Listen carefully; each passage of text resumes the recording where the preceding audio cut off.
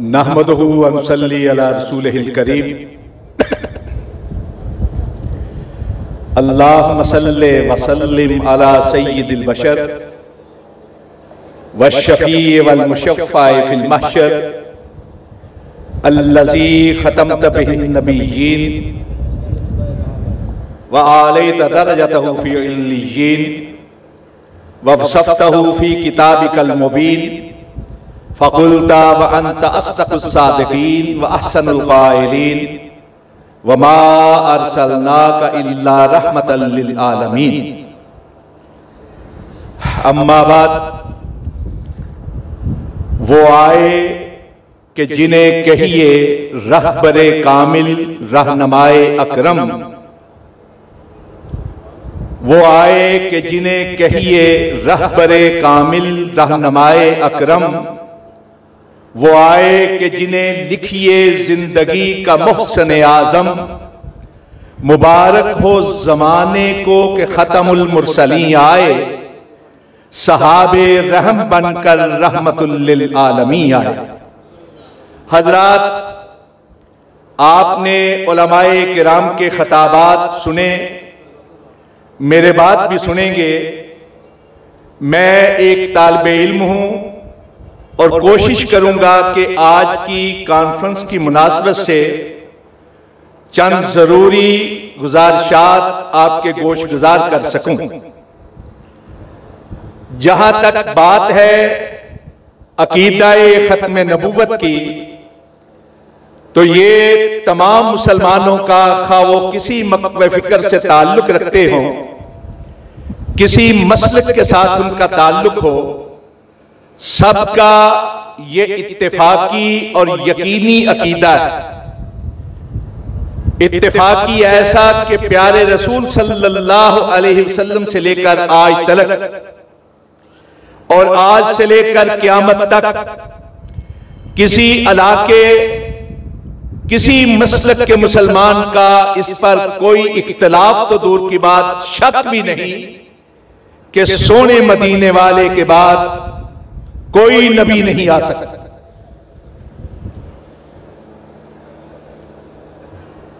सूरज, चांद, तारे झड़ सकते हैं, आसमान फट सकते हैं, पहाड़ रेजा रेजा हो सकते हैं, जमीन तलपत हो सकती है, क़यामत आ सकती है, लेकिन मदीने वाले के बाद कोई नबी और रसूल नहीं आ सकता। और यकीनी ऐसा कि इमाम अहमद बिन हंबल ने कहा, और ये कौल हजरत इमाम अबू हनीफा रहमतुल्लाह अलैह के साथ भी मंसूब किया जाता है कि अगर कोई शख्स नबूवत का झूठा दावा करे, उस झूठे दावेदार से उसकी नबूवत की दलील तलब करना भी कुफर। झूठे से उसकी दलील तलब करना इसलिए कुफर है कि अगर आप किसी से दलील तलब करते हैं तो गोया दिल और दिमाग के किसी हिस्से में यह बात मौजूद है कि सोने मदीने वाले के बाद कोई नबी आ सकता है। और अगर यह यकीन है कि मदीने वाले के बाद कोई नबी नहीं आएगा, तो फिर झूठे से दलील नहीं तलब की जाएगी, कहा जाएगा तू कज़्ज़ाब है, तू झूठा है, मक्कार। आज का दिन पूरे पाकिस्तान में, बल्कि पूरी दुनिया में यौमे तहफ़्फ़ुज़े खत्म नबुव्वत के नाम पर एक यादगार की हैसियत रखता है। लेकिन क्या आपको मालूम है कि आज के दिन को 7 सितंबर को यौमे तहफ़्फ़ुज़े खत्म नबुव्वत क्यों कहा जाता है? खत्म नबुव्वत के बारे में तो हम जानते हैं, अकीदा खत्म नबुव्वत के बारे में जानते, लेकिन 7 सितंबर को यौम तहफ़्फ़ुज़े खत्म नबुव्वत क्यों कहा जाता है? बहुत कम लोग हैं जो इस बारे में जानते। पाकिस्तान के अंदर कादियानी बहुत ही कम तादाद में, लेकिन उनके सहूलतकार बहुत ज्यादा हैं। हर वो शख्स जो अपने आप को सेकुलर समझता है, हर वो शख्स जो आजाद ख्याल समझा जाता है, हर वो शख्स जो दीन बेजार है, दीनी शायर का मजाक उड़ाने वाला है, उलमाए किराम मसाजिद और मदारस के बारे में गंदी गुफ्तगू करने वाला है, ये सारे के सारे कादियानियों के सहूलतकार। कादियानियों ने, उनके सहूलतकारों ने कादियानियों के लिए हमदर्दी पैदा करने के लिए बहुत सरमाया लगाया।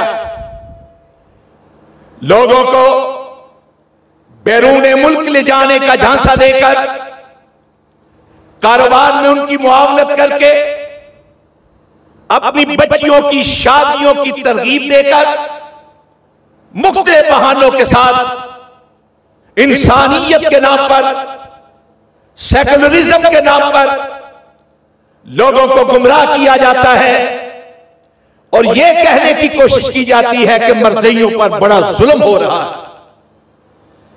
कई ऐसे बदबातन मुसलमान कहलाने वाले यूरोपियन ममालिक के अंदर सियासी पनाह के लिए अपने अजीजों के जरिए से अपने खिलाफ झूठी FIR लिखवाते हैं कि फलां शख्स कादियानियत का प्रचार कर रहा था, तबलीग कर रहा था, उसके खिलाफ पर्चा काटा जाए। 298 C लिखवाते हैं, 298 B लिखवाते हैं और फिर वो FIR बाहर भेजते हैं और वो दिखाकर यूरोपियन ममालिक के अंदर, बिलखसूस जर्मनी के अंदर, ब्रिटानिया के अंदर, अमेरिका और कनाडा के अंदर वो सियासी पनाह हासिल करते हैं, सिर्फ अपनी दुनिया को बनाने के लिए वो FIR कटवाते हैं। और यहां जो मरज़इयों के सहूलतकार हैं उन FIR को इकट्ठा करते हैं और फिर प्रोपेगेंडा करते हैं कि देखिए हजारों की तादाद में मरज़इयों के खिलाफ FIR काटी गई है, मुकदमात कायम किए गए। हजरात, 7 सितंबर का दिन पाकिस्तान की तारीख का वो दिन है जब पाकिस्तान की पार्लियामेंट ने बिल इत्तेफाक कादियानियों को गैर मुस्लिम, काफिर और अक़लियत करार दिया। एक भी रुकन पार्लियामेंट का ऐसा नहीं था जिसने इसके साथ इत्तेफाक ना किया।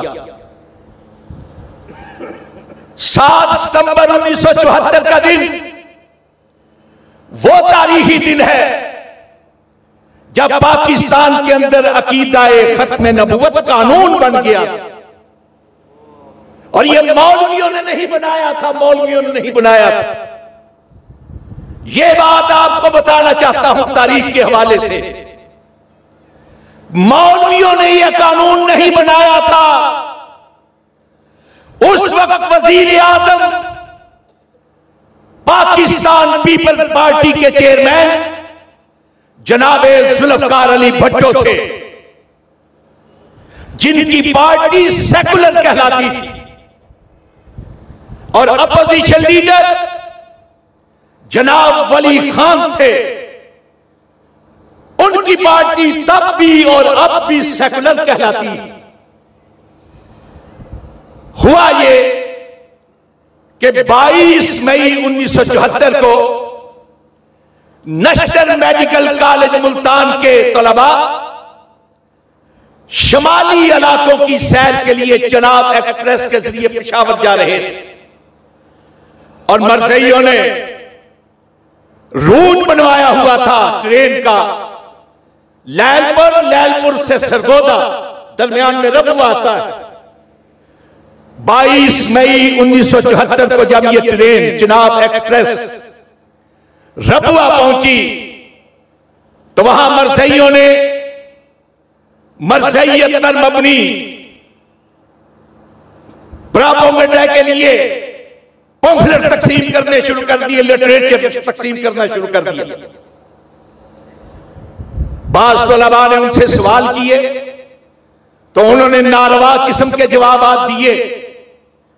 चुनाचे नश्तर मेडिकल कॉलेज के जो 100 से कुछ ऊपर तलबा थे, उन्होंने रबुआ के स्टेशन पे खड़े होकर कहा, खत्म नबूवत जिंदाबाद, ताजदार खत्म नबूवत जिंदाबाद नारे लगे। ये तलबा 7 दिन के बाद चनाब एक्सप्रेस से ही वापस आए। रबुए से पहला जो स्टेशन था लालिया नशराबाद का, वहां का स्टेशन मास्टर कादियानी था। उसने फोन के जरिए से रबुए के अंदर इतला कर दी कि वो तलबा वापस आए। चुनाचे रबुए के स्टेशन पर कादियानी गुंडे असले से मुसल्ला होकर चाकू, छुरिया, डंडे, ईंटे, पिस्टल, रिवाल्वर लेकर खड़े हो गए। और उसने जो नशराबाद का लालिया का स्टेशन मास्टर था, उसने तलबा की जो डब्बा था उसके ऊपर बकायदा निशान लगाए थे। इन्होंने धावा बोल दिया। एक एक तालिब इल्म को खींच खींच के अंदर से डब्बे से निकालकर इतना पीटा गया कि कोई एक तालिब इल्म ऐसा नहीं था जो लहूलुहान ना। और जब खूब जी भर गया, गाड़ी के चलने का वक्त कहीं पीछे रह गया, तो फिर गाड़ी को चलने की इजाजत दी गई। यह खबर लैलपुर में पहुंची जो आज फैसलाबाद है। तो लैलपुर के तमाम मुकाबले फिक्र के मुसलमान उमड़ पड़े रेलवे स्टेशन पर। और जब उन्होंने खून में लथपथ इन तलबा को देखा तो हिचकियां बन गई देखने वालों की। कोई फर्द ऐसा नहीं था जो रो ना रहा। चुनाचे उसी शाम तमाम मुकाबले फिक्र के उलमाए किराम ने प्रेस कॉन्फ्रेंस की और ऐलान किया कि इन मजलूम तलबा का बदला लिया जाएगा और मुजरिमों को करारवा की सजा दिलवाई जाएगी। ऐलान हुआ कि 14 जून को ऑल पाकिस्तान हड़ताल की जाएगी। आगा शोरश कश्मीरी की तजवीज पर एक मजलिस अमल तहफ़्फ़ुज़ खत्म नबूवत के नाम पर एक प्लेटफॉर्म अदा करने की तजवीज पेश है और उसका ऑर्गेनाइजर मौलाना यूसुफ बन्नौरी को बनाया। 16 जून को तमाम मुकाबले फिक्र के उलमाए किराम वहां जमा हुए। जमीयत उलमाए इस्लाम भी आई, जमीयत उलमाए पाकिस्तान भी आई, हिज़्बुल अहनाफ भी आई, जमात इस्लामी भी थी, खाकसार भी थे, ANP से ताल्लुक रखने वाले भी थे। जमीयत अहले हदीस की तरफ से जनाब मियां फजले हक, मौलाना मोहम्मद शरीफ अशरफ, मौलाना मोहम्मद सिद्दीक, हाफिज अब्दुल कादिर रोबरी, इस तरह के जय्यत उलमाए किराम उसमें मौजूद थे। और कादियानी मुहासबा कमेटी की तरफ से आगा शोरश कश्मीरी और अल्लामा इहसान अली ज़हीर उसमें मौजूद थे। वहां एक तंजीम बनाई गई, उसके सदर मौलाना यूसुफ बन्नौरी को बनाया गया, उसका सेक्रेटरी मौलाना महमूद अहमद रिजवी को बनाया गया। और सरमाए के लिए, सरमाया लगाने के लिए, और बाद में वो सरमाया पूरी तहरीक में खर्च होता रहा। हमारे मर्सी जमीयत अहले हदीस के मियां फजले हक को नाज़िम मालियात बनाया। फिर 30 जून को कौमी असेंबली के अंदर एक प्राइवेट करारदाद जो है वो पेश की गई, जिस पर 22 अरकान असेंबली के दस्तखत थे। बाद में 16 अरकान ने बाद में दस्तखत किया, कुल 38 लोगों ने दस्तखत किए। और उन 38 लोगों में से सिर्फ 6 उलमा थे। अब्दुल मुस्तफा आज़री, मौलाना शाह अहमद नूरानी, मौलाना सदरुल शहीद, मौलाना अब्दुल हक अकोला खटक वाले, मौलाना रहमतुल्लाह और प्रोफेसर गफूर अहमद, बाकी सारे के सारे गैर उलमा थे। मुफ्ती महमूद नहीं थे। बाज लोग मौलाना मुफ्ती महमूद के हवाले से अजीब अजीब कहानियां जो है सोशल मीडिया पे लगाते हैं कि वो कहते हैं जब पहले दिन आया मिर्जा नासिर तो ये, उस वक्त मौलाना मुफ्ती महमूद अहमद साहब वजीर आला थे सूबा सरहद के, लेकिन उनकी पार्टी बहरहाल मौजूद थी और 16 जून को जो फैसलाबाद में इजलास हुआ उसमें वो मौजूद थे। बहुत बड़ा नाम है तहरीके खत्म नबूवत के हवाले से उनका बहुत किरदार, लेकिन असेंबली में वो मौजूद नहीं थे। तारीख इसकी तस्दीक नहीं करती। बहरहाल 30 जून को ये करारदाद पेश हुई। फिर उसके बाद जुल्फकार अली भुट्टो ने वजीर आजम की हैसियत से, कायदे ईवान की हैसियत से कहा कि ये सारी की सारी पार्लियामेंट जो है इसको एक कमेटी की हैसियत दे दी जाए, खुफिया रखी जाए इसकी कार्रवाई। और चूंकि कोई कादियानी यहां मिंबर नहीं है या कोई अपने आप को कादियानी क्लेम नहीं कर रहा, इसलिए उनको भी मौका दिया जाए कि वो भी पार्लियामेंट के अंदर आए। चुनाचे स्पेशल तौर पर कादियानियों का जो रबुआ ग्रुप है उसकी तरफ से मिर्जा नासिर अहमद और लाहौरी ग्रुप की तरफ से सदरुद्दीन जो थे उनको बुलाया गया। 11 दिन तक मिर्जा नासिर अहमद गुफ्तगू करता रहा, सवालों के जवाब देता रहा, अपना लिटरेचर एक एक फर्द में तकसीम करता रहा और 11 दिन के बाद लाहौरी ग्रुप का जो आदमी था उसको भी मौका दिया गया। 7 घंटे तक उसको गुफ्तगू करने का मौका दिया गया। कौमी असेंबली के 28 इजलास और 96 सेशन हुए, 96 सेशन। एक एक बात पर चर्चा हुई, एक एक रुख को देखा गया और फिर 6 और 7 की तारीख, 5 और 6 तारीख को उस वक्त के अटॉर्नी जनरल याहिया बख्तियार ने 2 दिन तक सारी की सारी बहस को समेटा 2 दिन के अंदर। और जो सवालात किए गए थे ना मरज़इयों से, वो सिर्फ मजहबी हवाले से नहीं थे, वो मुआशरती हवाले से भी थे, वो पाकिस्तानियत के हवाले से भी थे।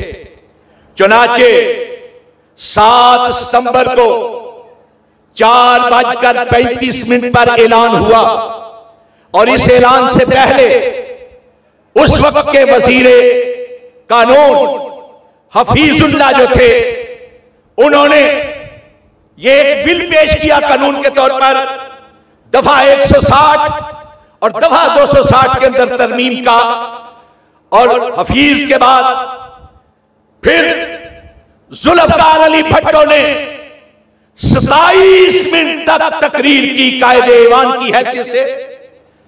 4:35 पर जब जुल्फकार अली भुट्टो ने ऐलान किया अपनी तकरीर के आखिर में और कहा कि हम ये समझते हैं कि कादियानी इस्लाम के भी दुश्मन हैं, पाकिस्तान के भी दुश्मन हैं, मुसलमानों के दुश्मन हैं, पाकिस्तानियों के दुश्मन हैं, इसलिए कानून बनाया जा रहा है कि कादियानी पाकिस्तान के अंदर गैर मुस्लिम है, काफिर है, अकलियत से ताल्लुक रखते हैं। और जब जुल्फकार अली भुट्टो ने यह ऐलान किया तो पूरी पार्लियामेंट नाराए तकबीर से गूंज उठी और वली खान जो अपोजिशन लीडर था अपनी नशिस्त से उठ के आया और उसने जुल्फकार अली भुट्टो के पेशानी पर बोसा दिया।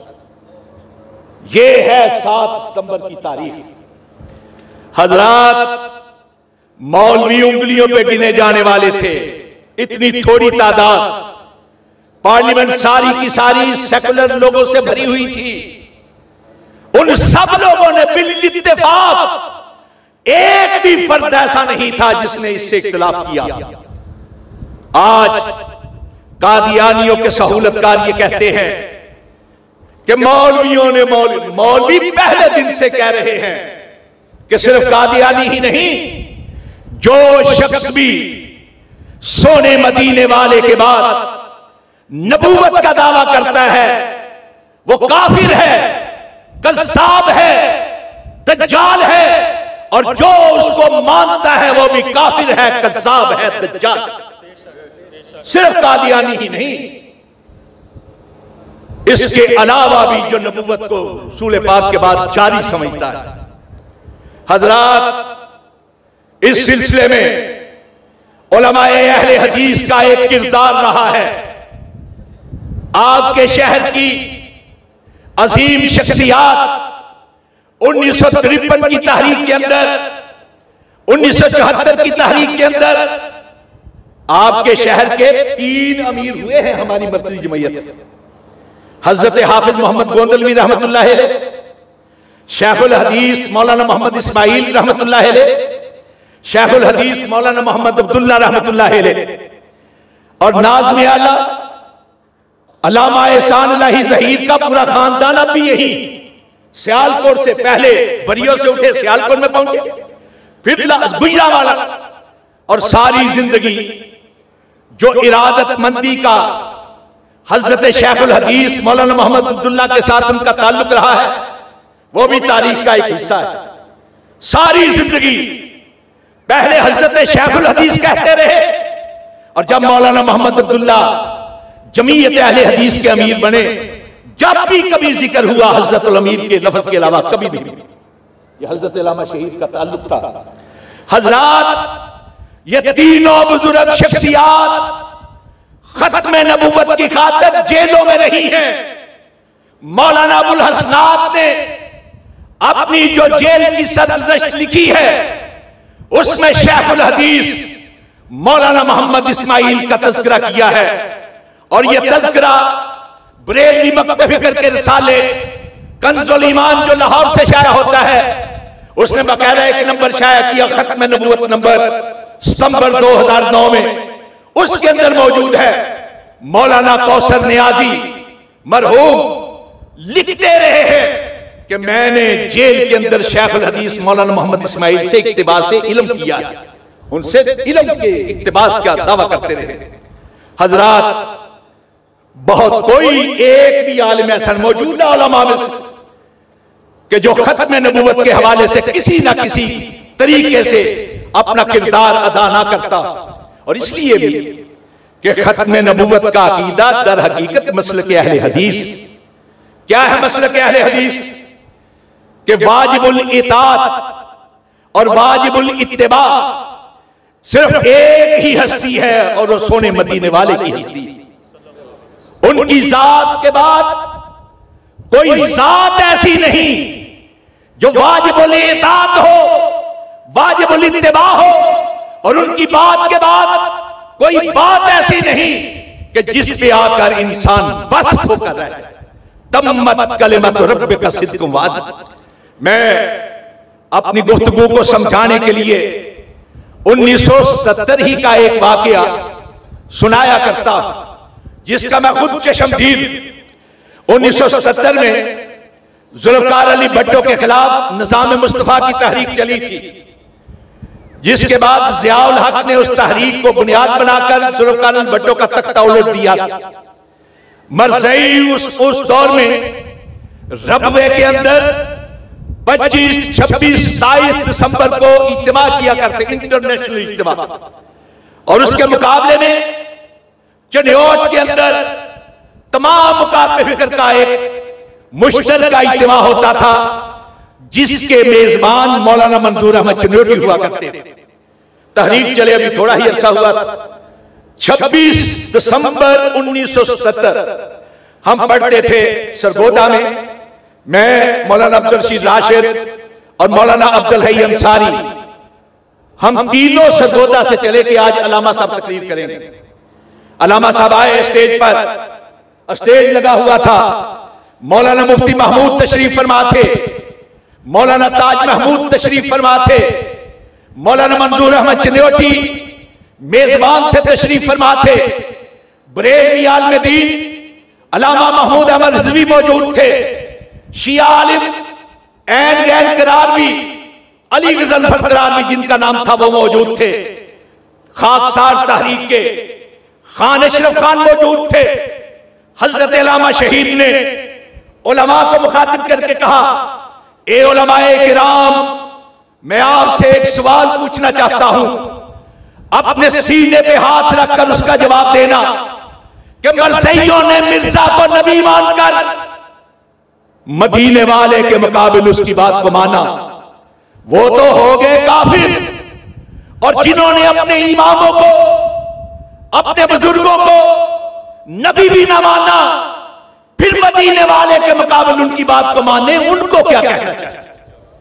कोई फतवा नहीं, कोई फतवा नहीं, दावते फिक्र है, सोचने की दावत, समझाने का अंदाज कि लोगों, मदीने वाले की जात जैसी किसी की जात नहीं, मदीने वाले की बात जैसी भी किसी की बात नहीं।